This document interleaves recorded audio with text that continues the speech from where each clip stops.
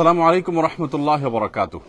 সুপ্রিয় দর্শক শ্রোতা ভাই বোন, আমরা এসেছি বন্যা দুর্গত নোয়াখালী জেলার বেগমগঞ্জ থানার চৌমুহানির ঠিক পাশ দিয়ে কলেজ রোড হয়ে দুর্গাপুর ইউনিয়নের বেশ কিছু জায়গা আমরা নৌকায় ঘুরে ঘুরে দেখার চেষ্টা করেছি এবং দুর্গত মানুষের দুর্গতি কিছুটা আঁচ করার অনুভব করার চেষ্টা করেছি। আপনারা দেখতে পাচ্ছেন আশেপাশে যে সমস্ত ঘরবাড়িগুলো আছে, এমন কোন ঘর এখনো পর্যন্ত পাই নাই যে ঘরে পানি নেই। কোন ঘরে হয়তো বুক পরিমাণ, কোন ঘরে কোমর পরিমাণ, কোন ঘরে হয়তো তার চাইতে একটু কম বা বেশি পরিমাণ পানি আছে। চতুর্দিকে অথই পানি ছাড়া কিছুই নেই এবং এই পানিগুলো সব দাঁড়িয়ে আছে ঠায়। এগুলো নামার কোনো নামগন্ধ নেই, কোনো আলামত নাই, কোনো স্রোত নাই। কতদিন এই পানি থাকবে এবং মানুষের দুর্গতি যে ঠিক কবে নামবে সেটা একমাত্র আল্লাহ তাআলা ভালো জানেন। আমরা আসুন্নাহ ফাউন্ডেশন থেকে আজকে থেকে নতুন একটা জিনিস চালু করেছি, সেটা হলো যে ত্রাণের সাথে সাথে দাওয়া কার্যক্রম আমরা পরিচালনা করছি। যারা মুসলমান তাদেরকে আমরা দিচ্ছি বিপদে মুমিনের করণীয়। কারণ এই সময়টাতে অনেকে ডিপ্রেশনে, অনেকে দুশ্চিন্তায়, হতাশায় আছেন। তাদের এই মুহূর্তে মানসিকভাবে তাদেরকে শক্ত মনোবল যেন থাকে, মানসিকভাবে তারা শক্ত থাকেন, সেজন্য আমরা তাদেরকে কোরআন ও সুন্নাহর আলোকে কিছু মোটিভেশনাল বিষয় এবং কিছু আমল তাদেরকে আমরা বলে দিয়েছি।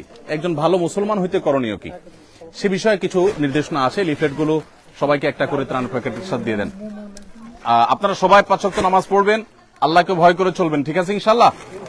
হ্যাঁ, এই বন্যার সময় অনেকে সামান্য একটু লুঙ্গি বাঁচানোর জন্য আপনার কাঁচা মেরে সতর খুলে ফেলেন। খবরদার, সতর খোলা যাবে না, সতর ঢাকবেন।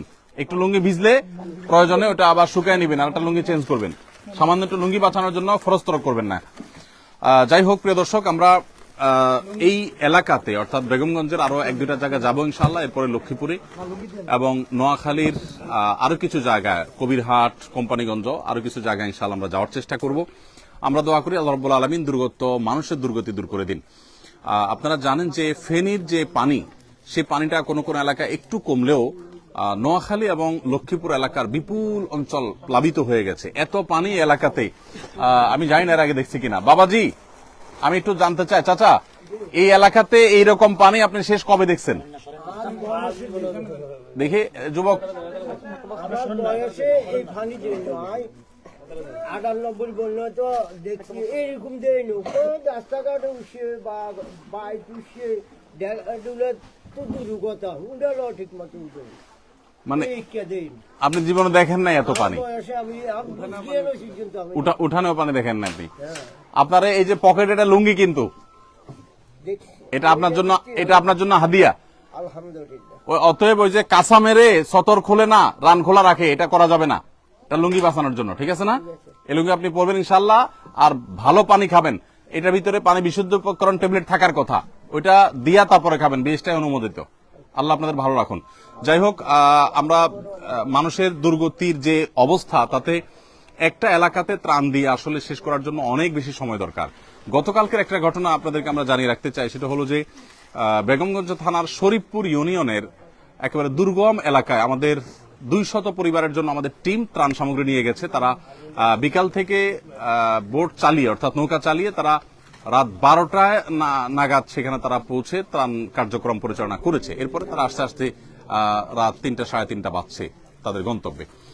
এরপরও তারা সেই দুর্গম জায়গায় পৌঁছে গেছে আলহামদুলিল্লাহ। আমরা চেষ্টা করছি আমাদের জায়গা থেকে যতটুকু সম্ভব সেখানে পৌঁছানো। সবাইকে দেওয়া হয়েছে, ঠিক আছে? ফিয়ামানিল্লাহ, জাযাকুমুল্লাহ খাইর।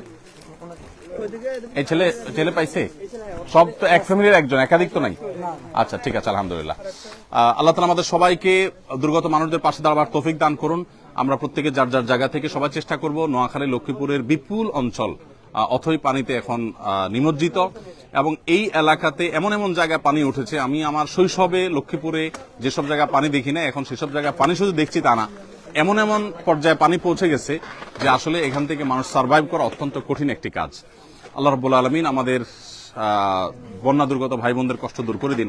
আমরা সকাল থেকে এখানে প্রবলভাবে মুষলধারে বৃষ্টি হতে দেখেছি, এখনো বৃষ্টি ফোঁটা ইতিমধ্যে পড়তে শুরু করেছে।